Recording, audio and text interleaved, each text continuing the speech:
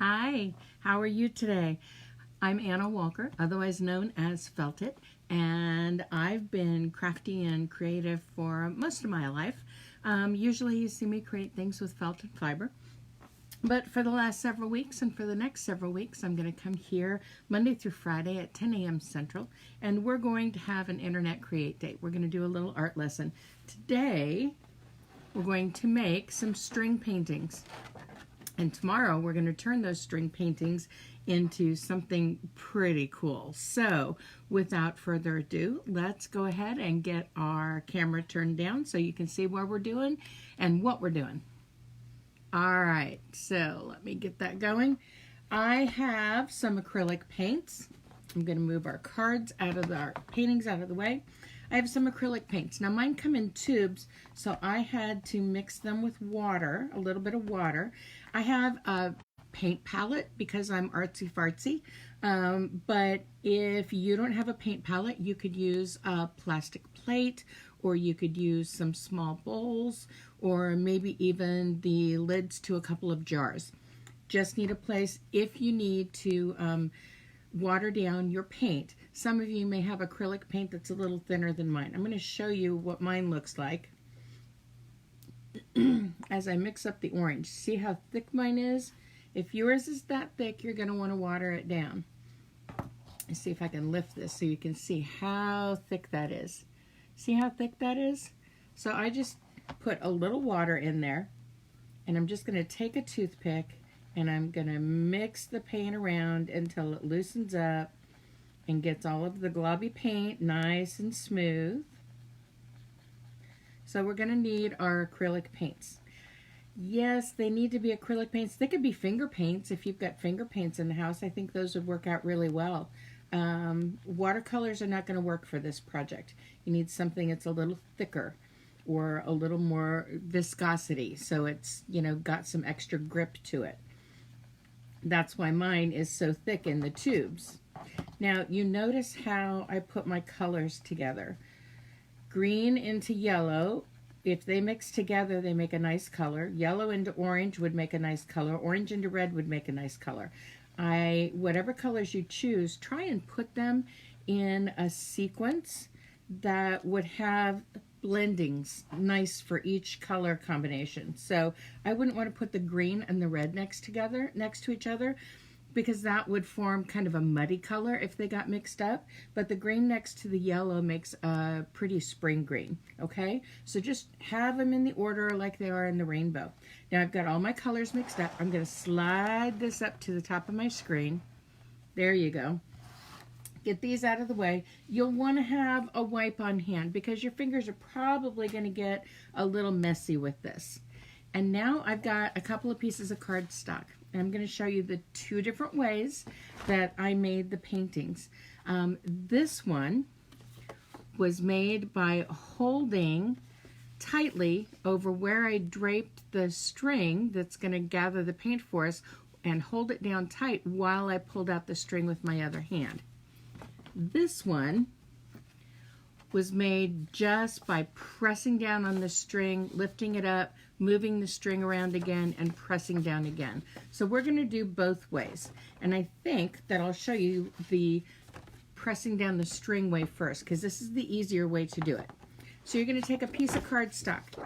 I have some that's got some printing on the other side. Really doesn't matter, because we're not going to see it in tomorrow's project with what we use these for.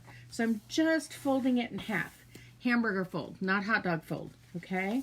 This is a hamburger fold, looks like a hamburger bun, sort of short and fat.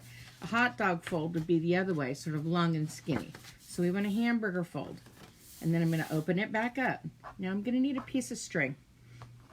And can be any kind of string. You just need a piece about like this. And I'm going to put it in each of the wells to get a little bit of the color of each of the paint colors that I have, and still leave myself a place where I can pull the string out. See, that's what I mean about having that wipe there. Use your toothpicks to get the paint on the string if you need to. And don't worry if you've got gaps. We're probably going to have gaps, but there won't be gaps for very long. So see how I'm just pressing the string into the paint? And that's just a way to make sure that we get paint on here nicely. And you see, just even the pressing down can make the paint splatter a little bit. So make sure that you've got everything covered underneath. My mat I can wipe up really easy. So have some, you know, a newspaper or a magazine that it's okay to get icky underneath your workspace, okay? So now I've got the paint, all 4 colors, ready to go. And I'm just going to lift it straight up. And then I'm going to bring it over here, and I'm just going to let it fall wherever it falls. And I'm going to go like this. I'm just going to iron it with my hands.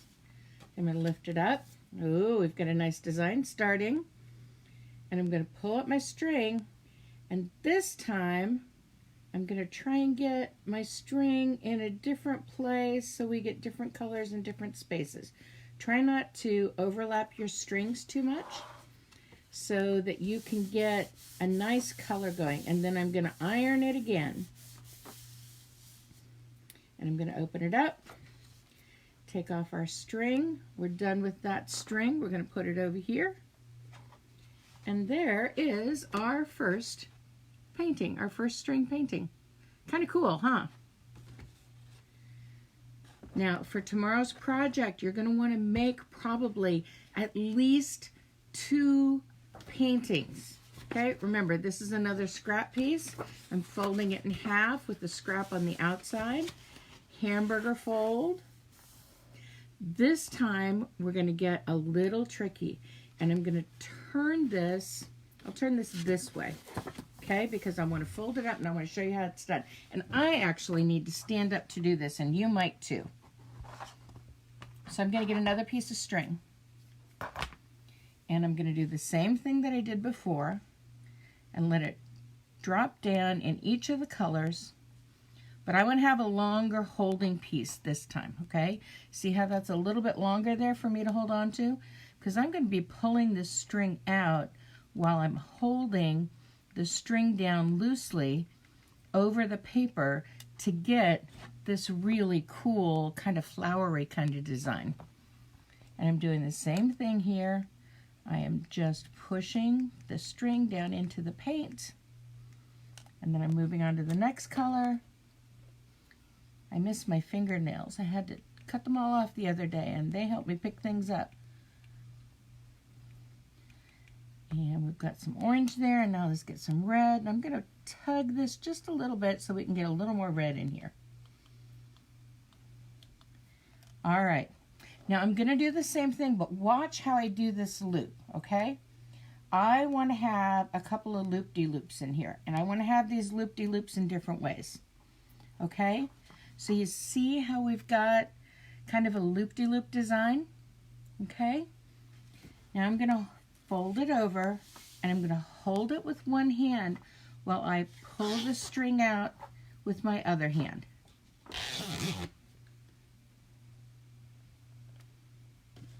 And that gives us this beautiful flowery design. Isn't that cool? Now, I like these so much, we could do this again. So let's get another piece of string, and we're going to do another design right on top of this, just like we did with the other string painting. We're going to go 2 passes on this one. Another piece of string. We're going to put some red in there, and some orange, and some yellow, and then some green. Leave a long piece of the string for us to hang on to. Press the paint down. Now each time you do this, and you can do just one on a page and do a second page with one on a page. That's up to you. I'm just going to do 2 of them together and see how it turns out. But this is a really fun way to make some designs that are very unique, very pretty, and almost look like flowers. And you could take these if you wanted to, and you could cut each of them separately, and you could turn this into a card if you wanted to. I'm going to turn it this way again, and I'm going to lift up my string, And I'm going to lay down the design, doing some loop-de-loops in different ways. I'm going to hold my paper with one hand and pull the string out with the other hand.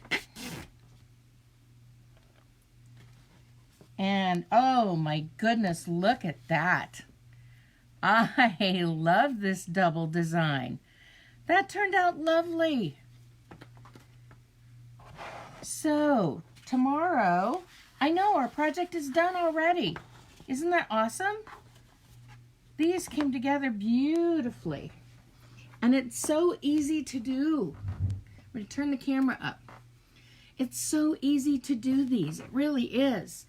I love the design that you can get when you do the holding down. But I also like the really random design that you get from just having the pressed down squiggles of the lines there. But this just totally blows me away. Every time I do it, it's something a little bit different. So I want you to make a couple of pages, okay? We want to have at least 2 sheets for tomorrow's project. Now, I'll warn you, we are going to cut them up, but I think you're going to like what we turn them into tomorrow. I'm going to show you something that I had fun with when I was a kid, and I think that you'll have fun with it too, because it gives you an opportunity to make up stories and to let your imagination go, and I think you're really going to like it. But I'm going to save any more information until tomorrow. So make your string paintings today. And if you want to learn more about the felting that I do, you can go to stabthingsintoexistence.com and you can find all about that. And I'll look forward to seeing you tomorrow. Bye.